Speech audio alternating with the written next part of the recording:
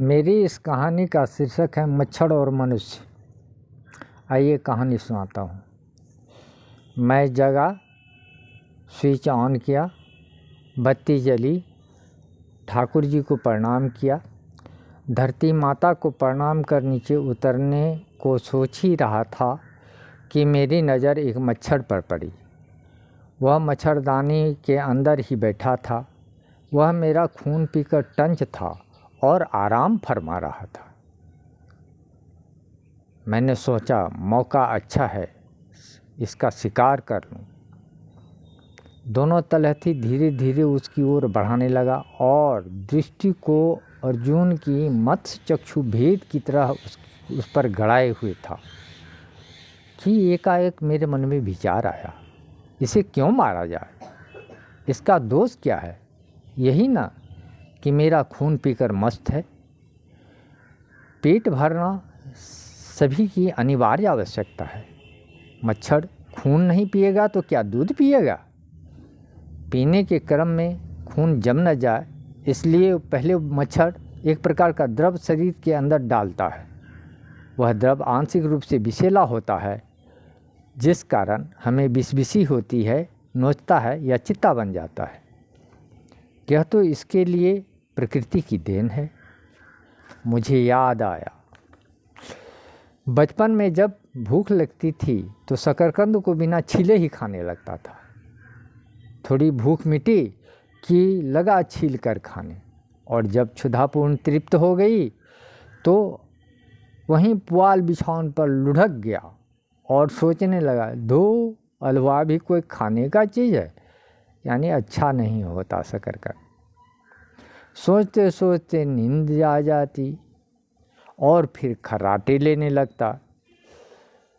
उधर से पिताजी आते और तड़ातड़ चाटा लगना शुरू। कभी कभी तो पेंठी भी खानी पड़ती। मेरा दोष क्या? काम के समय आराम। हम मनुष्य सोच समझ बुद्धि विवेक पाकर जब उचित को भूल बैठते हैं तो यह निरीह जीव ही है। इसी खून पीने के लिए ही सृजा गया है। हम सही गलत को पहचानने के लिए तर्क वितर्क की क्षमता हमें सही गलत को पहचानने के लिए तर्क वितर्क की क्षमता दी गई है। ज्ञान के लिए असंख्य दरवाजे खुले हैं, फिर भी हम गलती कर बैठते हैं। अब बताइए, दोष किसका है, हमारा या इस मच्छर का? मैंने उसे छोड़ दिया। फिर मोबाइल फ़ोन ऑन किया, यूट्यूब छुआ। सामने आया विश्व समाचार। सोचा देश दुनिया की खबर जान लूँ। यूट्यूब टच किया तो कर्ण स्रोत से अमृत समान वाणी समाने लगी। अब वह समाचार जिसे मैं अमृत वाणी कहा हूँ, उसे सुनिए। नाटो देशों ने हथियार का जखीरा भेजना शुरू कर दिया है। पुतिन ने युद्ध में डर्टी बम का इस्तेमाल किया है। विश्व युद्ध की संभावनाएं करीब करीब तय है, और यदि विश्व युद्ध हुआ तो परमाणु बम का फटना तय माना जाए। मैं सोचने लगा। मुझे याद आया, किसी ने कभी बताया था कि विश्व भर में इतने परमाणु बम अभी तक में बना लिए गए हैं कि इसके परमाणु युद्ध होने से, परमाणु बम के फूटने से ऐसी कई धरती जीव से रहित हो जाएंगे। जीव ही नहीं बचेगा। मैंने आंखें बंद की और सोचते सोचते, जैसे लोग भगवान को याद करते हैं, वैसे मैंने अल्फ्रेड नोबेल को याद किया और पूछा, क्या आपने डिनामाइट खोजते वक्त यह नहीं सोचा था कि मेरी यह देन एक दिन जीव जगत के विनाश का कारण बन जाएगा? मैं पुआल बिछौना के आनंद और शकरकंद की तृप्ति तथा इस 25,000 वाला मोबाइल के हताश कर देने वाला समाचार के बारे में क्या लिखूं, समझ में नहीं आता। क्या मेरी रचना पढ़ने वाला, मुझे सुनने वाला कोई बचेगा भी या नहीं? आपका जवाब मैं जानता हूँ। आप कहेंगे नकारात्मक क्यों सोचते हैं, सकारात्मक सोचिए, पॉजिटिव सोचिए। मैं आपसे पूछता हूँ, क्या यही सकारात्मक सोच की देन हमें डिनामाइट से एटम बम तक ले आया?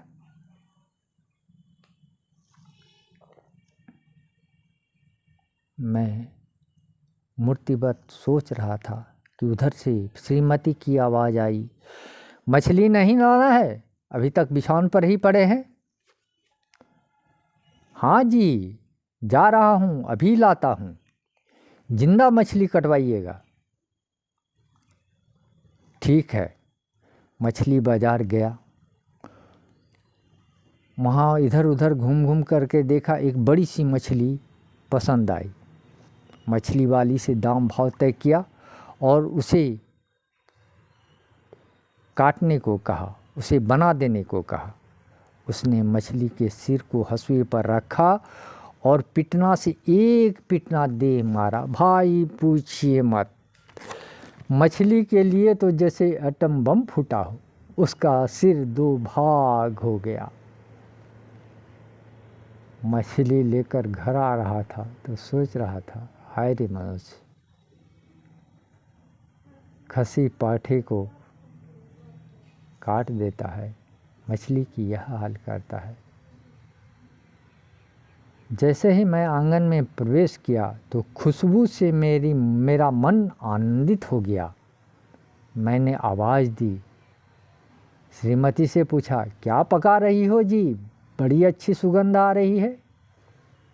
देहरादूनी बासमती चावल, उन्होंने जवाब दिया। बासमती यहाँ नहीं होती क्या? हाँ जी, सब जगह उपजती है। तो फिर देहरादूनी ही क्यों? आप नहीं समझेंगे, आपका दिमाग यहाँ तक चलता ही नहीं। मैं विचित्र सा मुंह बनाया और पन्नी खोल मछली को सूंघा तो लगा उल्टी आ जाएगी। मेरे मुंह से अनायास निकला, अरे ये मछली तो बहुत बुरी महक रही है, मरा हुआ लिए हैं क्या? पत्नी की डांट।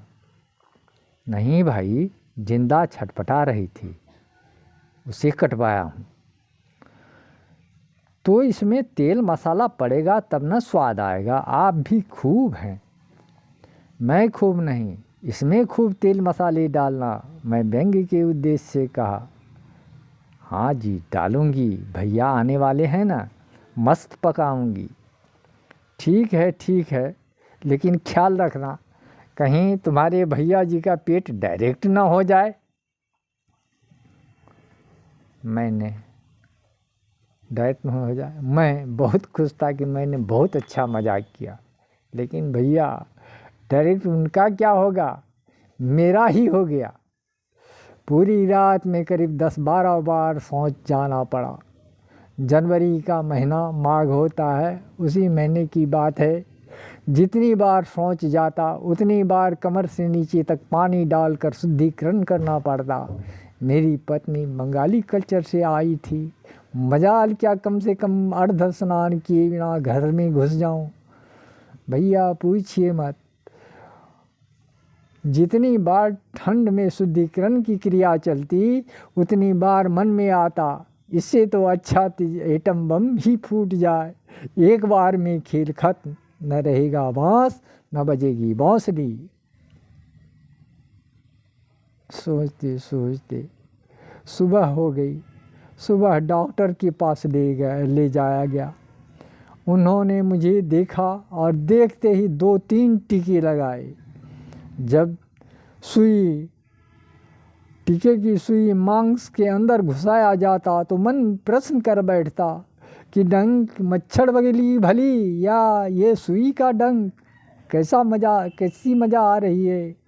और जब दवाई अंदर पुश किया जाता तो कमर से पैर तक की नसें झंझना उठती।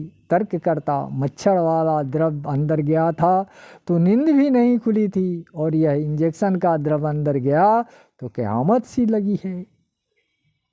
इतने में डॉक्टर साहब का रोबीला आवाज़ आया, अभी 2 दिन तक सिर्फ माड़ गीला भात और केला का चोखा खिलाइएगा। जी सर, श्रीमती का उत्तर था। दिन का भोजन मेरे सामने आया। मैं उसे देख रहा था। माड़ गीला भात और नमक खाते वक्त रुलाई आ रही थी। मैं श्रीमती से पूछा, चोखा नहीं बनाई जी? कच्चा केला कहीं मिला ही नहीं। मैंने और कातर स्वर में पूछा, बासमती चावल अब नहीं बची क्या? हाँ है ना, रात में उसी का माड़ गीला बनाना, यह खाया नहीं जाता। रात की थकावट से, परेशानी से बिछाव पर लेट गया, पर मेरे मन में एक सवाल चल रहा था कि मच्छर को आखिर प्रभु ने सृजा क्यों, ठाकुर ने सृजा क्यों? इसी सोच में मुझे नींद आ गई तो देखा एक भद्र पुरुष, एक महापुरुष मेरे सामने खड़े हैं। मैंने उससे अपना सवाल रखा, आप कृपा कर बताएंगे कि सृष्टि में मच्छर ऐसे जीव को क्यों सृजा जाता है? इसी प्रश्न को लेकर मुझे नींद आई थी। उन्होंने जवाब दिया, ठाकुर के सृष्टि का कोई भी बात पर सवाल नहीं खड़ा किया जा सकता। इसलिए नहीं किया जा सकता कि वी आर फॉर ठाकुर, हम लोग ठाकुर के लिए हैं और ठाकुर का है और उसी में मिलना है, यही उद्देश्य है। और शिवजी, शंकर भगवान ठाकुर की सृष्टि का पहला व्यक्ति है, पहला देवता है, जो हाथ में त्रिशूल लिए रहते हैं। और वह त्रिशूल से उस त्रिशूल में 3 तरह का नोक होता है, जो नोक से मनुष्य को प्रभु के रास्ते पर धराए रखने के लिए उसे लगाया जाता। वह 3 नोक है क्या? वह है दैहिक, दैविक, भौतिक तापा। यह तीनों ताप देकर मनुष्य को उसकी ओर, जैसे बैल को अरई दिया जाता है, उसी तरह लगाए रखते हैं। वे हमें उसके लिए ही सब कुछ समर्पित कर देना चाहिए। इतने में दूसरे पुरुष आए। मैंने उनसे पूछा, आप कौन हैं? उन्होंने कहा, मेरा नाम एल्बर्ट आइंस्टीन है। आप तो दुनिया के अग्रणी वैज्ञानिक माने जाते हैं। आपने प्रकृति की बहुत सी रहस्यों का उद्घाटन किया है। क्या ठाकुर की रचना का हर एक चीज उचित है?